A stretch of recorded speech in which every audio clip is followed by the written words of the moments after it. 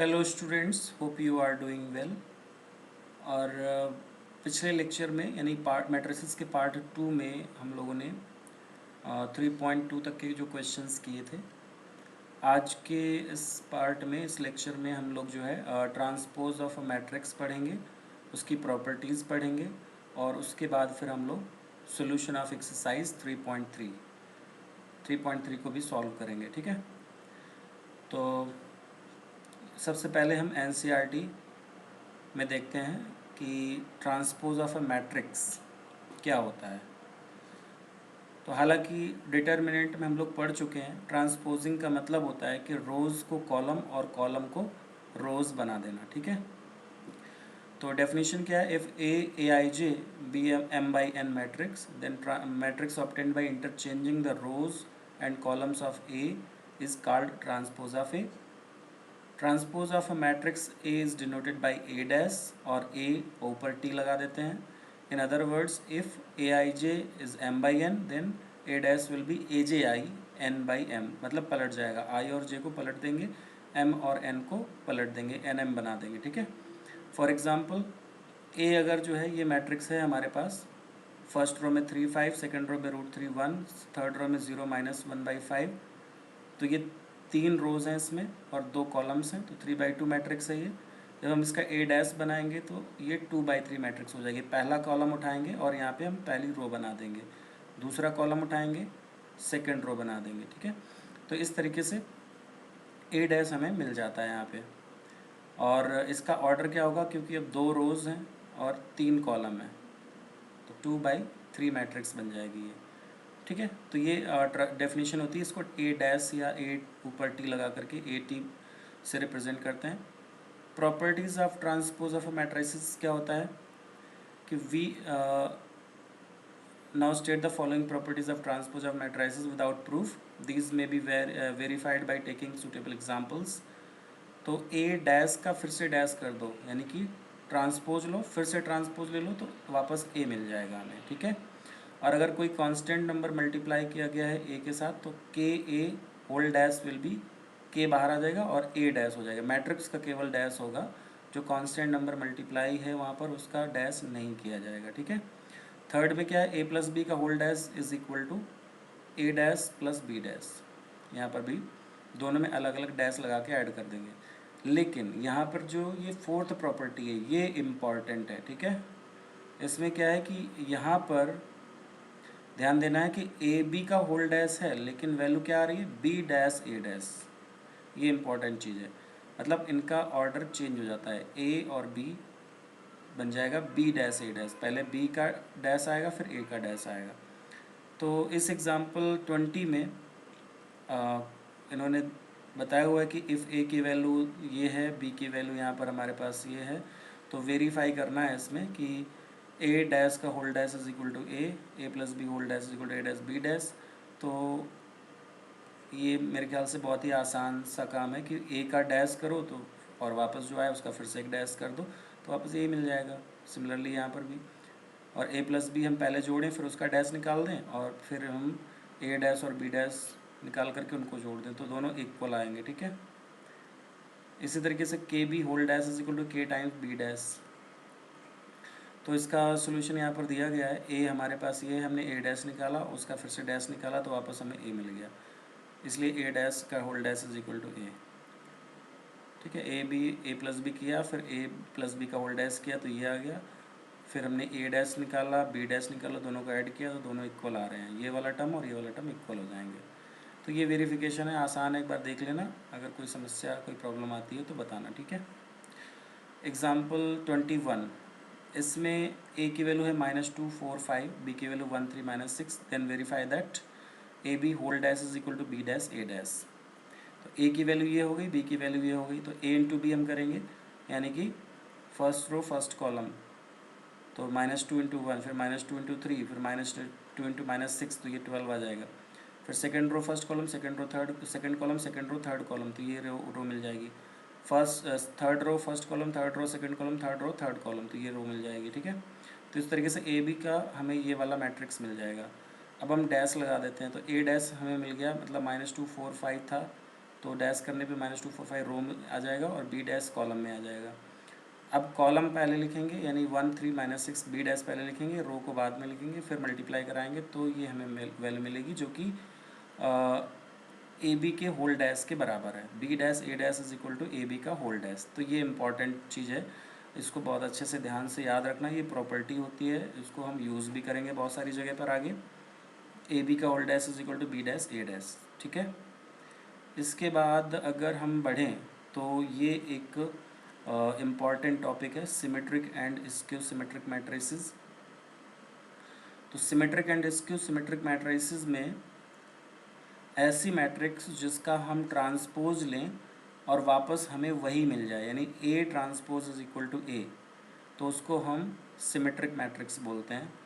तो इसको थोड़ा सा हम यहाँ पर देख लेते हैं। सिमेट्रिक मैट्रिक्स का मतलब क्या हुआ।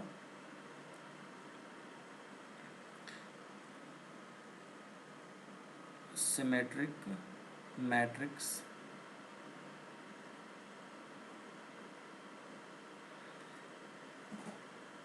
a square matrix A is symmetric if A transpose is equal to A।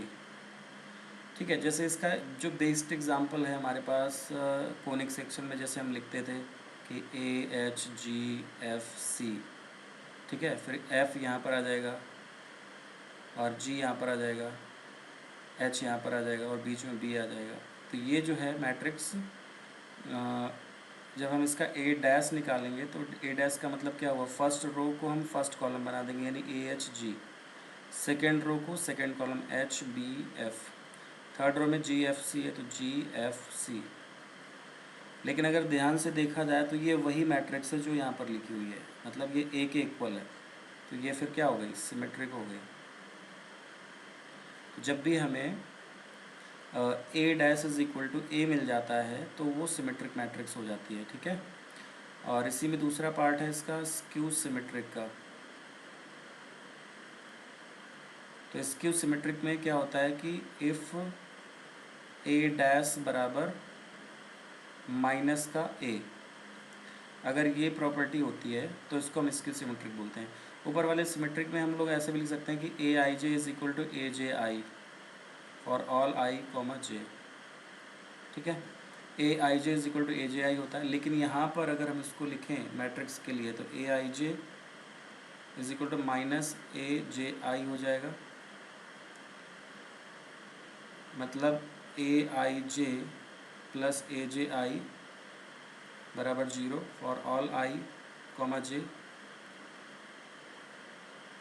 तो अगर यहाँ पर हम क्या करते हैं, put I equal to J, diagonal वाले जो एलिमेंट होते हैं ना, ये वाले एलिमेंट, ये A11 होता है, ये A22 होता है, ये A33 होता है, तो इसमें आई और जे बराबर होते हैं। तो इसके मतलब है आई इक्वल टू जे अगर हम पुट कर दें तो ये बन जाएगा A i i plus A i i equal to 0, यानी 2 AI इक्वल टू 0, मतलब A i equal to 0 for all i.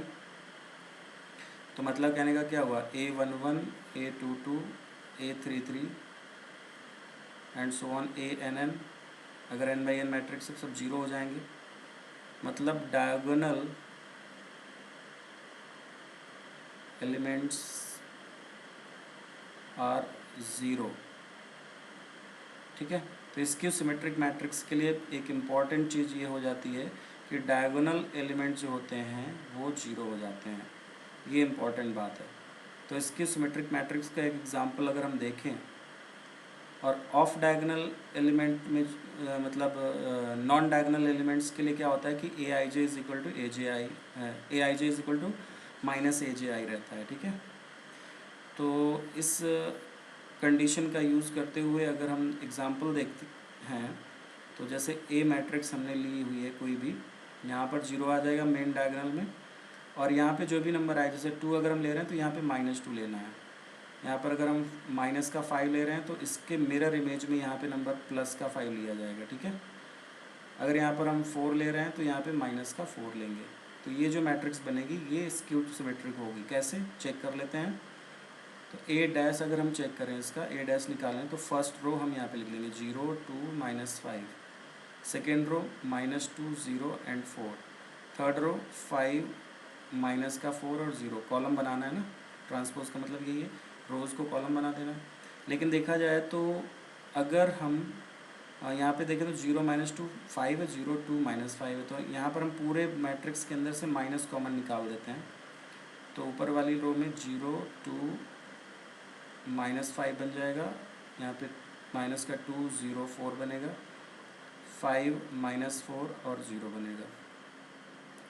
तो देखा जाए तो ये वैल्यू हो गई माइनस का ए। ठीक है, तो A dash is equal to minus A आ गया। इसका मतलब ये क्या हो गया, स्क्यू सिमेट्रिक। ठीक है, तो ये स्क्यू सिमेट्रिक मैट्रिक्स बन गई। क्लियर। अब इसके बाद एक इसमें इम्पॉर्टेंट प्रॉपर्टी रहती है कि इम्पॉर्टेंट थ्योरम हम कह सकते हैं, एवरी स्क्वायर मैट्रिक्स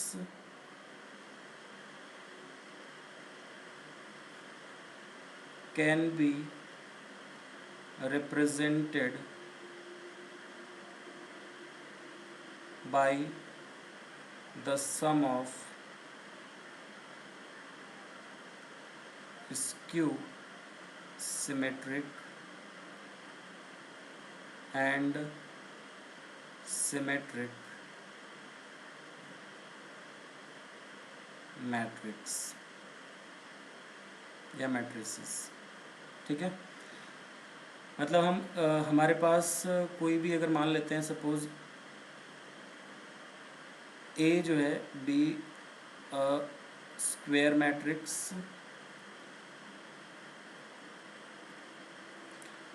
तो हम ए को लिख सकते हैं E plus O, where E symmetric, तो सिमेट्रिक है तो E बराबर E डैश हो जाएगा, एंड O जो है वो स्क्यू सिमेट्रिक है। तो इसको ऐसे समझ लो कि इवन ऑड जैसा, तो हमने इस टाइप से लिखा है ताकि याद रहे, इवन ऑड। तो यहाँ पर O dash is equal to minus O रहेगा, ये प्रॉपर्टी रहेगी। तो हमने ए को हमने लिख लिया है E प्लस ओ, तो अगर हम डैश ले लेते हैं तो A dash is equal to आ जाएगा E dash plus O dash, लेकिन E डैश तो E ही रहने वाला है, O डैश हो जाएगा माइनस का O।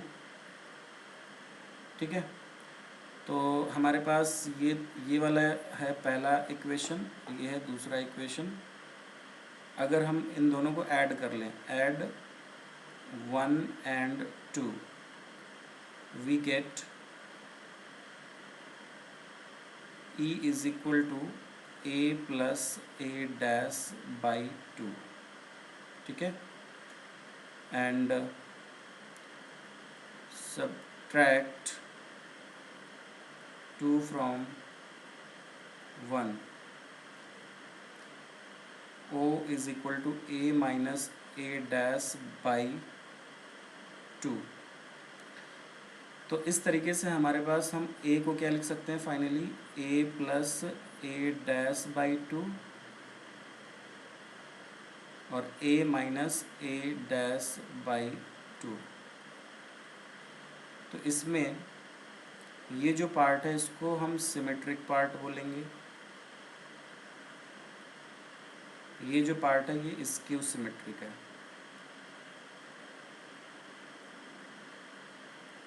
तो किसी भी मैट्रिक्स के लिए अगर हमें सिमेट्रिक पार्ट निकालना है तो A plus A dash by 2 निकालेंगे, और स्क्यू सिमेट्रिक के लिए A minus A dash by 2 ये कैलकुलेट करेंगे, और हर एक मैट्रिक्स को हम इस तरीके से लिख सकते हैं।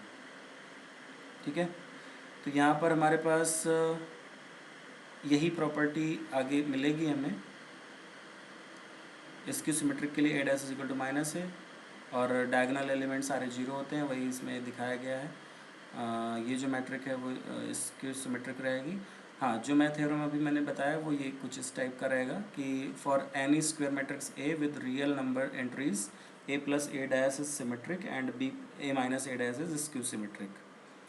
तो मान लेते हैं B is equal to A plus A dash, तो बी डैश हम निकालेंगे ए प्लस ए डैश का होल डैश, तो पहले का मैट्रिक्स का डैश फिर सेकेंड मैट्रिक्स का डैश, तो A dash plus A dash का डैश, तो ए आ जाएगा, वापस हम बदल सकते हैं इसको, तो ए प्लस ए डैश जो कि बी के इक्वल आ गया। तो हमने दिखा दिया कि B dash is equal to B, मतलब बी इज सिमेट्रिक। सिमिलरली हम सी इसको ले लेते हैं ए माइनस ए डैश को, सी डैश निकालेंगे तो वो ए डैश माइनस ए यानी कि माइनस टाइम्स सी आ जाएगा, तो सी जो है स्क्यू सिमेट्रिक हो जाएगा। और any square matrix can be expressed at sum of the symmetric and skew symmetric matrix, जो अभी मैंने बताया उसका प्रूफ पूरा वो ये है, ठीक है। इसके बाद एग्जाम्पल 22, जैसे इसमें कह रहा है कि express the matrix this as the sum of symmetric and skew symmetric. तो इस मैट्रिक्स को हम यहाँ पर देख लेते हैं हमारे एग्जाम्पल के अकॉर्डिंग। बी है 2 - 2 -4, तो बी डैश क्या आएगा, हमने फर्स्ट रो को फर्स्ट कॉलम बना दिया, सेकंड रो को सेकंड कॉलम, थर्ड रो को थर्ड कॉलम बना दिया यहाँ पे, ठीक है। तो अब जो P यानी कि जो हमारा E है, यानी कि E यानी सिमेट्रिक पार्ट, तो half of B plus B dash होगा, तो half B plus B dash, इन दोनों को ऐड करके इसको और इसको जोड़ दिया है हमने, टोटल ऐड कर दिया है। तो यहाँ पे 2 + 2 4 आ गया, -1 और -2 -3 आ गया, 1 और -4 -3 आ गया। करस्पॉन्डिंग टर्म्स इन दोनों के ऐड कर लो, तो ये बन जाता है मैट्रिक्स, उसमें 2 से डिवाइड कर लेंगे, तो फिर हर एक टर्म में 2 से डिवाइड होगा यहाँ पर, क्योंकि ये मैट्रिक्स है, ठीक है। तो ये मैट्रिक्स हमें ये मिल जाएगी, और P डैश निकालोगे तो उसमें क्लियर है कि वो P आएगा वापस, तो ये सिमेट्रिक मैट्रिक्स हो गई। इसका स्क्यू सिमेट्रिक पार्ट जो होगा वो B माइनस बी डैश का बाई 2 होगा, तो B में से B डैश को माइनस कर देना है, इस वाले मैट्रिक्स में से इस मैट्रिक्स को माइनस कर दो, और उसके बाद हमें मिल जाती है ये वाली मैट्रिक्स, उसमें हम 2 से और डिवाइड कर देंगे हर एक एलिमेंट को, तो मेन डायगोनल अपने आप 0 0 0 आ जाएंगे, ठीक है। और नॉन डायगोनल्स जो होंगे वो अपोजिट साइन के होंगे हमेशा, हाफ माइनस हाफ, 5/3 माइनस, ये गड़बड़ है थोड़ा सा कैलकुलेशन, हाँ ये वाला 5/2 रहेगा, ये 3 गलत है यहाँ पे, ठीक है, इसको सही कर लेना। ये वाला जो टर्म लिखा है ना, ये गलत लिखा हुआ है, ये 5/2 होना चाहिए, जो इसके इक्वल होना चाहिए, ठीक है, 5/2, माइनस केवल हट जाएगा, तो 5/2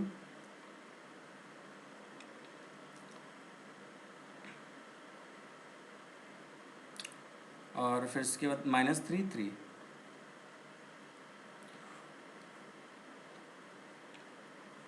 तो ये माइनस क्यू के इक्वल आ गया, तो Q dash equal to minus Q, मतलब इसकी सिमेट्रिक हो गया, और P प्लस क्यू वापस देखेंगे तो B के इक्वल आ जाएगा। तो इसमें सिर्फ कैलकुलेशन है, थोड़ा सा लेंदी रहता है इस टाइप का क्वेश्चन।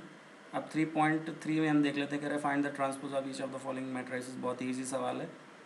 5 हाफ -1 है, तो उसको रो में लिख दो, इसमें फर्स्ट रो को फर्स्ट कॉलम, सेकंड रो को सेकंड कॉलम बना दो, फर्स्ट रो को फर्स्ट कॉलम, सेकंड रो को सेकंड कॉलम, थर्ड रो को थर्ड कॉलम बना दो, ये सब वेरिफिकेशन हो जाएगा।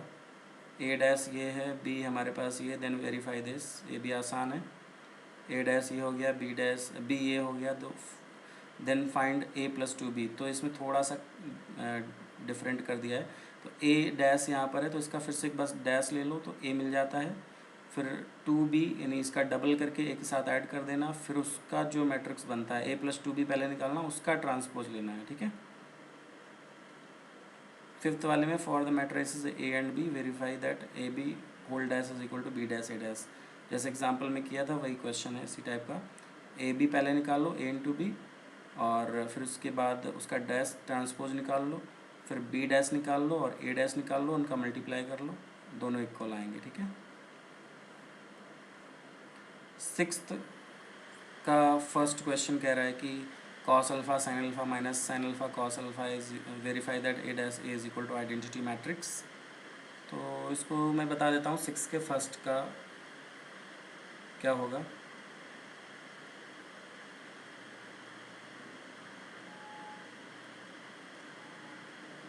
A जो है वो cos alpha sin alpha minus sin alpha cos alpha तो A dash A is equal to identity matrix, ये हमें दिखाना है। तो इसका ए डैश क्या आएगा ज़रा बताना। इसका आएगा कॉस अल्फ़ा, फर्स्ट रो को फर्स्ट कॉलम बना देना है, sign alpha minus sine alpha and cos alpha. अब हम ए डैश इंटू ए लिखेंगे जब, तो फर्स्ट रो यानी कि cos alpha minus sine cos minus sine alpha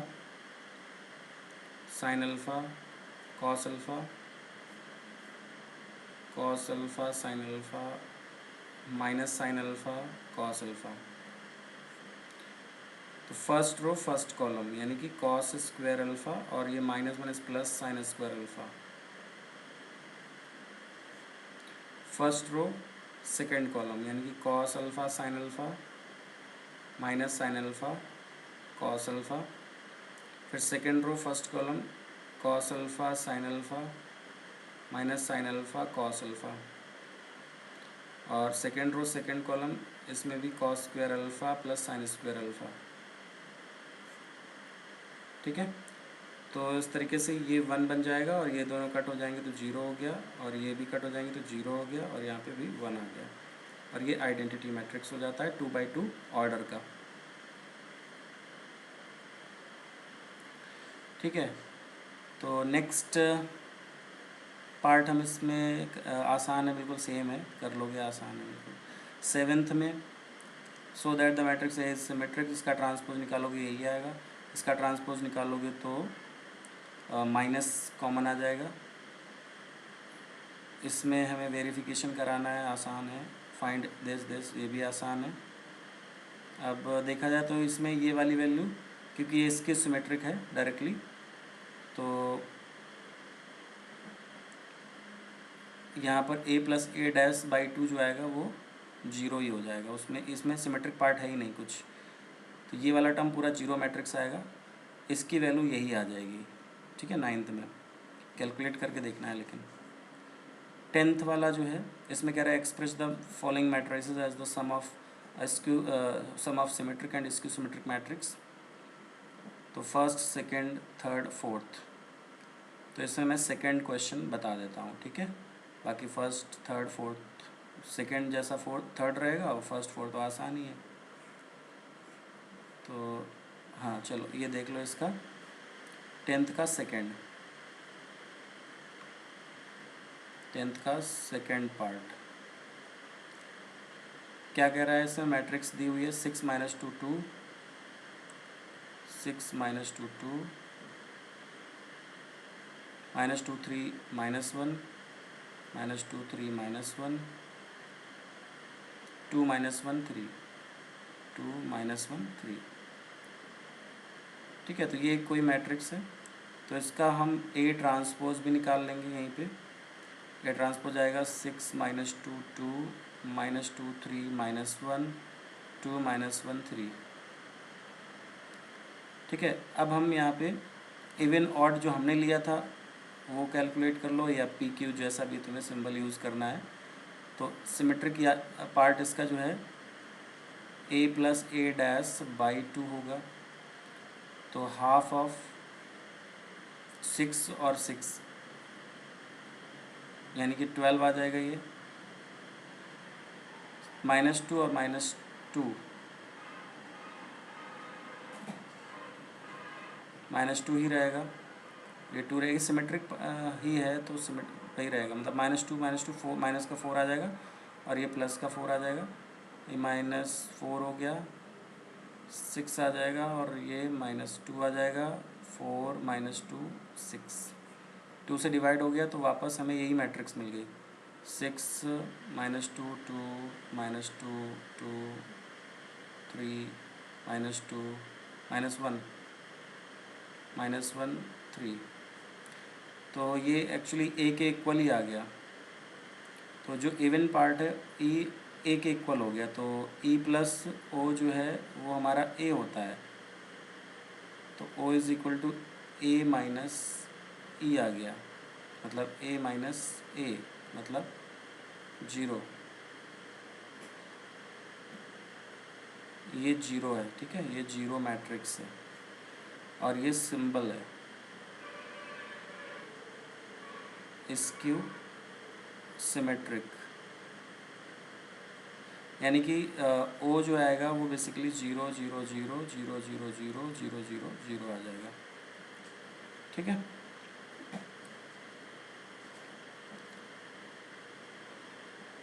यानी इसकी सिमेट्रिक पार्ट इसका 0 हो जाएगा। पी क्यू सिंबल लेकर के भी कर सकते हैं इसको।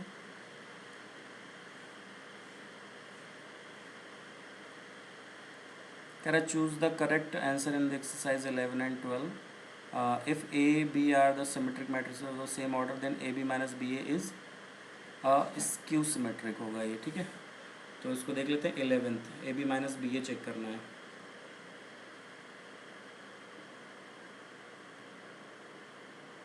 तो हमने मान लिया कि P is equal to A B minus B A.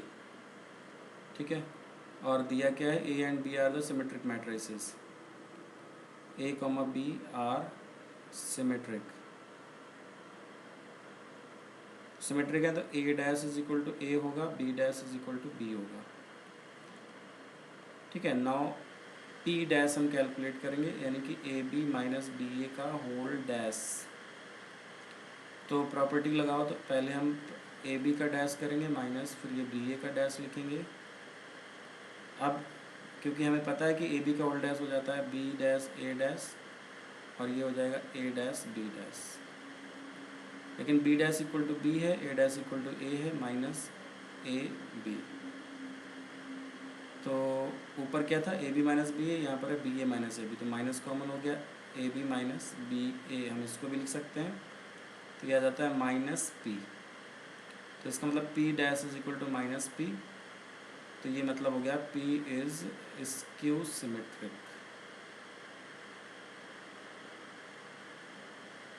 ठीक है, तो P जो मैट्रिक्स है वो स्क्यू सिमेट्रिक आ जाएगी इस तरीके से।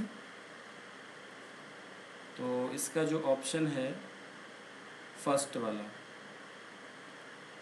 ठीक है, ये वाला ऑप्शन इसका सही हो जाएगा, स्क्यू सिमेट्रिक मैट्रिक्स। एंड 12 में ए दिया है cos minus sine alpha sine alpha cos alpha, A plus A dash is equal to identity in the value of alpha. तो A plus A dash is equal to identity, बहुत ही आसान सा question है। Cos alpha minus sine alpha, 12th वाला है cos alpha minus sine alpha, sine alpha cos alpha, ये A है, और यहाँ पर कह रहा है कि A plus A dash is equal to identity matrix, यानी कि cos alpha minus sine alpha, sine alpha cos alpha, ये ए हो गया, प्लस ए डैश यानी कि cos alpha minus sine alpha, sine alpha cos alpha is equal to 1 0 0 1। तो add कर लेते हैं, तो ये 2 कॉस अल्फा बन जाएगा, 0 0 2 कॉस अल्फा, 1 0 0 1। तो कंपेयर कर दो, कंपेयर करने पे 2 कॉस अल्फा की वैल्यू आएगी 1, तो कॉस अल्फा आ जाएगा हाफ, यानी कि कॉस पाई बाई 3। तो जनरल वैल्यू अल्फ़ा की आएगी twice n pi plus minus pi by 3। ठीक है, तो इस तरीके से इसका जो, वैसे तो ऑप्शन बी ही सही है, केवल ऑप्शन बी इसका सही हो जाएगा पाई बाई 3, लेकिन अगर जनरल निकालना होता तो हमारे पास जो आंसर मिलता ये वाला मिलता। ठीक है, तो इसमें हम लोगों ने आज कवर अप किया है पूरे लेक्चर में 3.3 का एक्सरसाइज का सॉल्यूशन, और इसके बाद फिर हम लोग जो है आगे बात करेंगे नेक्स्ट लेक्चर में एलिमेंट्री ऑपरेशंस या ट्रांसफॉर्मेशन ऑफ अ मैट्रिक्स, और फिर आगे फिर सिस्टम ऑफ लीनियर इक्वेशंस वगैरह भी सॉल्व करेंगे मैट्रिक्स मेथड से, इन्वर्स निकालना सीखेंगे। ये सारी चीज़ें नेक्स्ट लेक्चर में होंगी। तो इसको पूरा यहाँ तक अच्छे से कंप्लीट कर लो नोट्स बनाते हुए, और कहीं पर कोई प्रॉब्लम आती है तो उसको पूछते भी रहो। I hope you understand the explanation. Thank you.